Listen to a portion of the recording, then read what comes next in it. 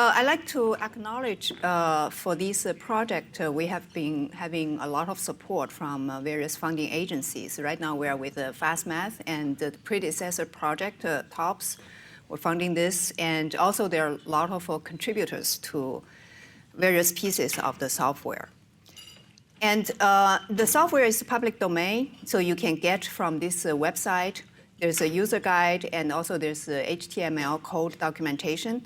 And once you get the tar file on tar-it, you can follow the README at the top level. There's installation instruction. So the main thing you need to do right now is there's a make.inc include file, which is platform dependent, depending on your compiler, your optimization flag, library, et cetera.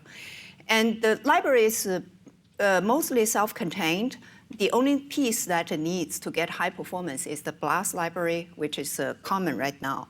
But also this package as a reference implementation of BLAS, you can use that to begin with. It doesn't necessarily mean fast. So for the tutorial, I will spend maybe half of the time talking about the user interface, sparse matrix data structure. But I do want to spend some time talking about the algorithm internal details so that when you see there's a performance issue and you understand where to look for and there's a good reason why it's slow here or there. So for sparse matrix solver here, and this package is more general, it tries to deal with any sparse matrices coming from any application areas. Therefore, you can see that in these two little cartoons here, your matrix coming from different applications, they will have different sparsity structure. The one on the left is from Boeing collection. It's doing the airplane design. It looks like a very regular structure. But the one on the right is from chemical engineering application. Then the sparsity pattern will be very different. So our goal here is to deal with all these different situations. And the sparsity can be very sparse. So the matrix A nowadays is very common. You see they mention over 1 million. But each row, look at each row, it's probably no more than 100 non-zeros. So then you have heard a lot of different solvers. You have iterative solvers, and this one is a direct solver. The main difference is for iterative solver, A is not changed. You mainly just read the matrix A, and therefore you can do a lot of optimization based on the static pattern of A. But for direct methods, the difficulty is A is modified, is factorized into two matrices. And then to optimize this to parallelize this, there are a lot of issues. Numerically, it's very robust, and it's a very general algebraic solver. And nowadays, people often use a direct solver kind of technique to precondition the high-level iterative solver. For example, after finding a preconditioner M inverse, and this is easy to invert, let's say, to solve this, and then you got a spectral of this M inverse A have a much nicer property. You are solving an easier problem using the iterative solver. The direct solver package is involves a lot of effort to develop from software engineering point of view. So people have developed various factorization code, and a lot of them are available. I have a small survey article about direct solver availability. It has different codes, and also it's look at on different platforms. They are more on sequential machine, some on parallel shared memory machine, and some on distributed memory machine. And then also the factorization has different variants. You can do the SPD case, the Cholesky factorization. For the symmetric indefinite, you might need to do some pivoting. We call this LDL transpose. SuperLU is the non-symmetric version. It's LU factorization. And there's a QR for least square problems. And nowadays, people start looking at a GPU and even FPGA to do this. So the focus here for this tutorial is on the distributed memory, and it's more involved in terms of user interface, etc. And the package SuperLU Dist is what we developed. And there are some other packages, MUMPS, PASTIC, WSMP. They are also high quality. In SuperLU, in addition to factorization, people are mostly talking about, but there are some other functionalities that makes it more usable from a user point of view. So for example, you get the factorization, you can solve the transposed linear system, you can solve multiple right-hand sides. And also we have some good sparsity preserving ordering to make the LU factors as small as possible. And then the pivoting strategy, there are some heuristic to make sure it's not getting a lot of fields when you do the factorization. Then there's equilibration to reduce the condition number.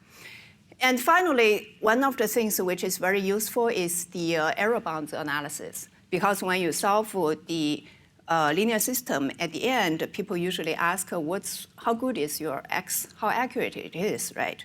So if you have a good, accurate LU factors, there's algorithm to get component-wise error bounds. Then you can get guaranteed that your solution, you know what's the quality. So the software status, there are 3 lines of code. They are not together. They can be used together in the same execution. So the sequential, it's all written in C, C-based. The sequential is just a C. And data type, we have real, complex, single, and double precision, 4 cases. For data structure, for sequential code, we can support compressed column storage, compressed row storage. For the also shared memory machine, SuperLU MT, you can use compressed column, compressed row. For distributed, we use distributed compressed row storage. And very recently, we started looking into GPU. So currently, we have a CUDA version of the code. That's not difficult to extend to OpenCL in the future if we need. And this code is still in the final stage of packaging. So will be ready in this month. Then all this, it's written in C. We have Fortran interface. And from numerical algorithm point of view, MT and the sequential version, they are very similar. Also in terms of usage, it's very similar. You don't need to worry about data distribution, et cetera. So I won't spend too much time on that. And then a lot of places, commercial companies, they use this software. And in the FastMath tools, also it's connected, hooked into PET-C trilinos. You can access this. So the compressed row data structure, I think people are already familiar with, right? We don't need to go in the previous lectures. And the thing I want to mention is the distributed input matrix. From user point of view, you have a matrix A, you have right-hand sides. B can be multiple right-hand sides. So it's right-hand side could be a matrix B. And then this right-hand side will be turned into the solution X, right? So you don't need to worry about internal L and U in general. And then all you need to worry about is what's the distribution of A and B. So here we use this distribution by block row. We divide by block row among 3 processes. So you have some of the non-zeros here in P0, some of the non-zeros in P2, and using the same block row distribution for the right-hand side. And in the end, your solution X will be in the same distribution as B. So then in the data structure, in addition to these 3 arrays, which you already have in the sequential compressed row storage, you have some other variables here to tell you that this local block, how many non-zeros there. So this is number of non-zero in local block and the dimension of the local block row, and what's the first row in the global index of the array. So a simple example is this 5 by 5 example. It's distributed among 2 processes. Okay, so P0 is relatively easy, but let's look at the data on the P1. So on P1, you have 7 non-zeros locally, and I have number of dimensions here, m local is 3. The most important thing is this guy, first row. So for processor 0, the first row is 0, the global index. But on processor 1, the first row is 2, because here is 2 here. So once you know this, once everybody knows this first row, globally, the solver knows how this global matrix is distributed. So the rest of this is just compressed, the 3 arrays of compressed row storage. So even though I mentioned that you don't need to know the internal how L and U is stored, but the reason I want to show this is because there's something you need to set up, is the process grid. For the algorithm to work efficiently, more scalable, we use this 2D block cyclic layout for the internal LU data structure, not for A, but only for the L and U. So we identify some of the dense blocks in the LU matrix. So this is L matrix, this is U matrix. And then with these dense blocks, we can do high-level GEMM operation. And in order to make this Gaussian elimination balanced across all the processes, and also when you do the elimination towards the end, everybody is still busy. We do this 2D block cyclic layout. So that means your processes are also arranged as a 2-dimensional grid. And then you map this grid onto the whole matrix like this. So in this way, at any instance, for example, when you get to this point, you still have most of the processes are still busy doing the work. And the rule for this process grid is to try to set it as square as possible. But if it's not possible, for example, you have an odd number, 7, then you just do 1 by 7, which is fine. It works for any number of processors, but you try to give as square as possible so that you balance the work. And another thing is useful is to set up this solver as a multiple instance of parallel solver. This is good to deal with multiple levels of parallelism in application. For example, here, I want to solve a preconditioner linear system, and my preconditioner is the diagonal block of this matrix. So I have a diagonal block here. But these diagonal blocks can be also big, could be several millions. So I want to run parallel SuperLU on each of these blocks. And what you do is you create 3 process grids. And then they have the same logical ranks. From solver point of view, each one will have 0 to 3, the logical ranks. So the same mathematical algorithm will be used. But physically, this is from, like I said, 0 to 3, then 4 to 7, etc. So we provide these to help use in this situation, the functionality. So what you do is in the beginning of the solver, you need to call the grid setup. And the most basic one is, say, SuperLU grid init. You take all the processes, then which will take this 2-dimensional grid to use from 0 to p minus 1. But another way of setting this up is it's called a SuperLU grid map. Okay, so in this grid map, you gave a user map. So here is your user map function. It's logically, it's still 0 to 5, 6 processes. But physical processor is actually 11 to 16. So that's how you divide the whole universe into different groups. And each group solve independent linear system. And all the groups, they can solve the different systems simultaneously. So now I will go through some of the algorithms. I have to skip a lot of the details, but they are all in the slides. I'll just highlight the main issues for the solver so that you know what to look for when there's a performance issue. So basically, it's mathematically simple. It's Gaussian elimination. Everybody knows. And the operation looks like this. To start with, you have a matrix A, and then at the first step, you scale the matrix, scale the first column vector by the diagonal element.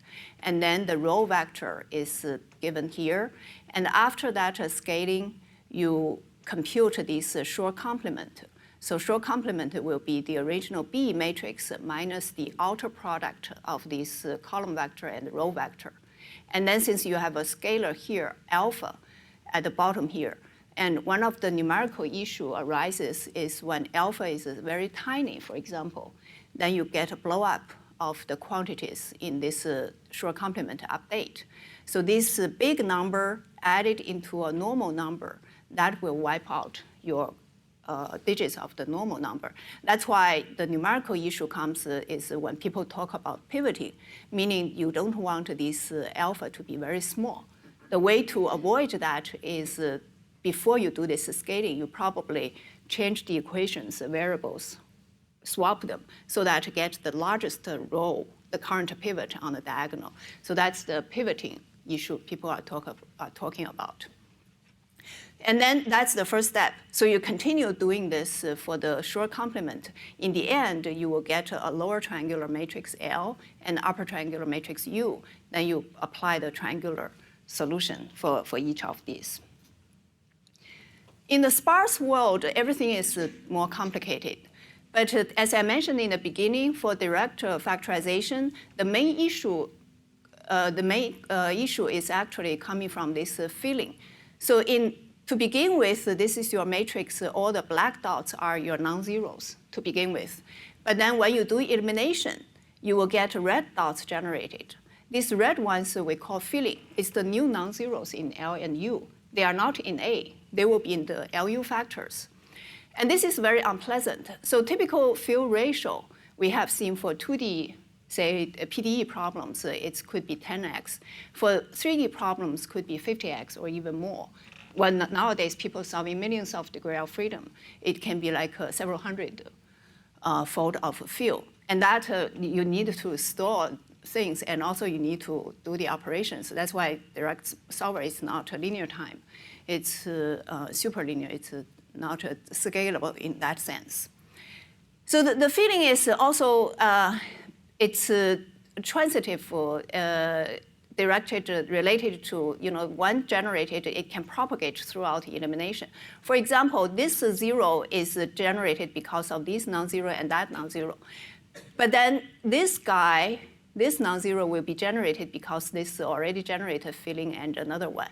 So then from computer science point of view, if you do the transitive reduction, transitive closure of a directed graph, you will get all the filling. So that's the graph algorithm we need. Then we use a lot of graph algorithms.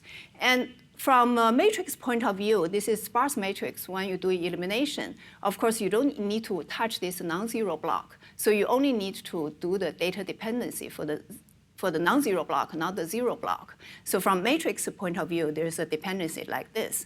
And nicely, you can actually abstract this in the graph representation, directed a cyclic graph, DAG.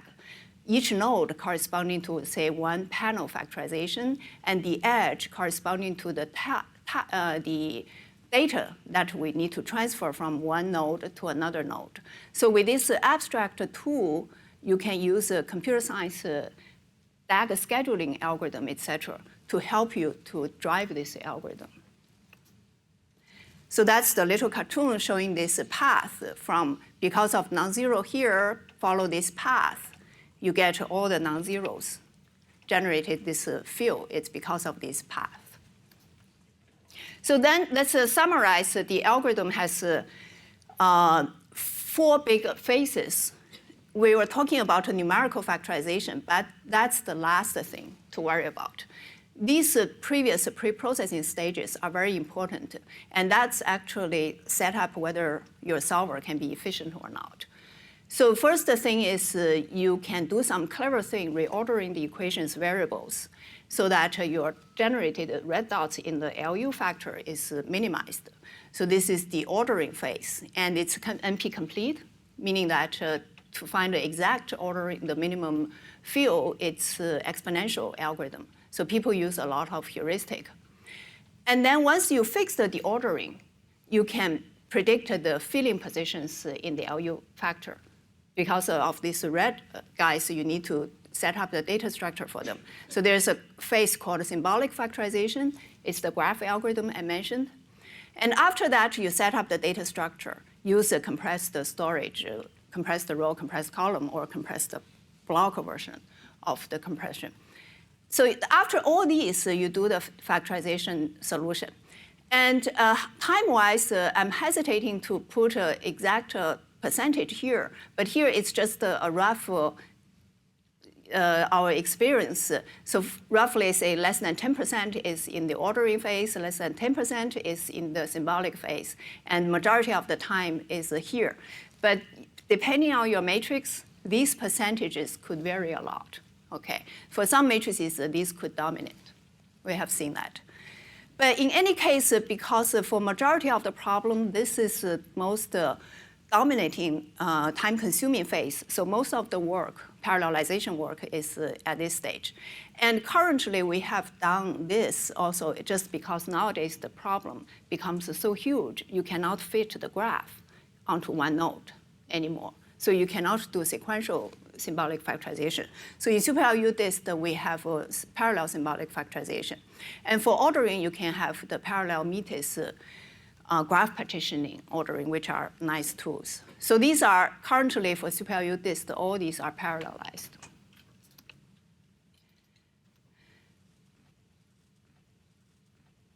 So the numerical pivoting I mentioned in the sparse case, it's a little more complicated because for pivoting right now, for example, at this stage, you are doing the elimination. All the previous steps are finished. So you want to pick the largest element to do the swap. But then you will see that depending on which row you do the pivoting, the non-zero structure of this row will be different. If you use this as a pivot, the non-zero has 2 non-zeros here. If you use that as a pivot, you will have 3 non-zeros here. So that means if you do dynamic pivoting as a dense LU in scalar pack, you need to do dynamic data structure, dynamic compressed data structure setup, which is not scalable. That's not something we do. So in the distributed code, actually, we do static pivoting, which we pre-pivot. So that's numerically, it's different from a sequential and the MT version where the traditional partial pivoting. So this algorithm is same as LA pack. And then the ordering, there are basically 2 big classes of ordering. One is a minimum degree. That means you look at each vertex, the local vertex at the current step. And after you eliminate that, you generate the field and then remove that vertex, continue to do the elimination of the rest of the graph. You need to change the graph, et cetera. There are a lot of techniques for that. And then another one is a global nested dissection. So this one is top-down, and this one has a nice property that for regular grid, either 2-dimensional or 3-dimensional problem, you can show that this gives you the best ordering. So the factorization flops is order of n3 to the half. So you see that it's the best, it's the optimal, but it's not linear. Okay, so that's a nested dissection. You first cut the top level, and then get into 2 pieces, cut the 2 pieces. So this is the second level separator. This is the third level separator. When you order them, you order the top level last, and the bottom level first, the 1, 2, bottom level first, like this. So this can be generalized to any graph. You find the separator and then do this nested dissection. So the picture here shows you the graph. That's the 2D Poisson problem, for example. In the beginning, matrix A is like that. That's after nested dissection ordering. And then after nested dissection ordering, you do the LU. So the red dots, all these fillings are constrained in the separators. They are not going to be generated outside the separator piece. So you see it has a nice minimum field kind of property. So you can do this for the non-symmetric ordering. And then we can input the user ordering. You can give me a permutation. I can use that. Because ordering is a separate research, we cannot cover all of them. But if there's some good research result, we can use that ordering to input. These are flexible. So I'll give you show you quickly some result. of the bigger matrix. And these are coming, you can look at this later, these are coming from different applications. Therefore, the sparsity, the number of non-zeros per row here will vary a lot. And also the field ratio will vary a lot. So for example, for this problem, the field ratio is over 600. Okay, it's actually, dimension is not huge, it's only 500,000. So the field ratio is very much dependent on the matrix. And then the strong scaling also depending on the matrices. Sometimes you can get a very good strong scaling, and sometimes for some of them you can plateau very quickly. So this is factorization, that's the solve. And then we have done some DAG scheduling, static scheduling, to try to minimize the critical path of the parallel factorization. So this slide just shows that between the two versions of the solver, the first version, you spend a lot of time. The red one is in the communication when you have a large number of processes. In fact, it's MPI wait time. You wait for the task to be ready to send to you. And then after we did the DAG scheduling, we reduced a lot of MPI waiting time, but still, for large, over 2,000 processes, we see something like over 70% of the time is in the waiting. So there's still much room to improve here. So the last thing I want to mention is recently we look at the GPU enhancement to help accelerate factorization. So what we did is we try to aggregate small blocks into bigger blocks, and then send these big blocks to GPU side to do the computation, and send back to the CPU side to do the indirect data scattering. So then this little cartoon shows you that at the CUDA side, at the GPU side, you do the LU factorization, et cetera. And then on the CPU side, you do the difficult task, the irregular memory access. Those cannot be done on the GPU.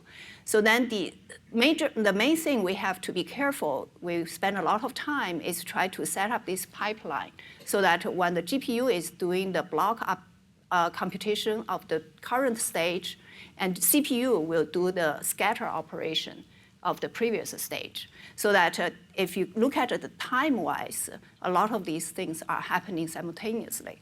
So with this setup, currently we have seen about 3 times faster on the 100 nodes GPU cluster. So this code will be available pretty soon. And then we also have ILU, which is the ILU threshold with the partial pivoting. And this ILU TP is only in the sequential code. We don't know how to do this in a scalable way for the distributed memory. So, but if you use a sequential, this ILU TP is very good. It's much improved compared with the Yusuf said Sparse kit. So that's ILU results there. So then the last thing I want to mention is for when you run the code, you see your performance is not good. There are several things you can check. One is, the first thing is check sparsity ordering. The code give you, the package has a lot of options. So you can swap different options to see some ordering give you better sparsity, some give not so great. And then if your matrix is close to diagonal dominant, it's better to choose the option of diagonal pivoting. That will preserve sparsity much better instead of doing the partial pivoting or even static pivoting. And then the BLAST library is the key. And also, there's some parameters, several blocking parameters to tune, which is in this SPIENV, the environmental subroutine, which you can change the block size and to tune a little bit. And we haven't figured out how to do this automatically. So that's, let me just stop here. So if maybe 2 minutes for question or 1 minute. Question? So when the ILU 0 is hard, I searched the other day, I want to look for the parallel ILU. I found the maps and paysticks, they don't support the parallel ILU. Yes. So the question is why ILU is hard. So ILU, we drop a lot of entries. Then that means computationally, its arithmetic intensity is even worse compared to LU. So you have 2 things. One is a lower arithmetic intensity. Another one is higher task dependency. So in the case of a complete LU, you have task dependency, but you have more arithmetic intensity. So we can use this arithmetic to somehow cover a little bit on the critical path. But for ILU, it's quite sequential. But I don't know, hyper, is that a parallel ILU in hyper? It has a PILUT in hyper. Yeah, so hyper has a parallel ILU. I'm not sure how good it is. I try in PET-C sometimes when I use more than 8 processor, it just gets stuck. It just hung on there. So can you just say a couple of words about the matrix size for which you got performance on the GPU? Where's the tipping point? I mean, how much do you need to load, or do you get performance regardless of the matrix size? Or? So the question is, one, for what kind of matrices the GPU will be beneficial? It needs to be large meaning that relatively dense. You know, it's a kind of contradiction. You want to preserve sparsity as much as possible. On the other hand, if you have the field, you have more field, you have more larger blocks, then GPU can help you. And what should be the size? The dimension is not critical. It's the relative field.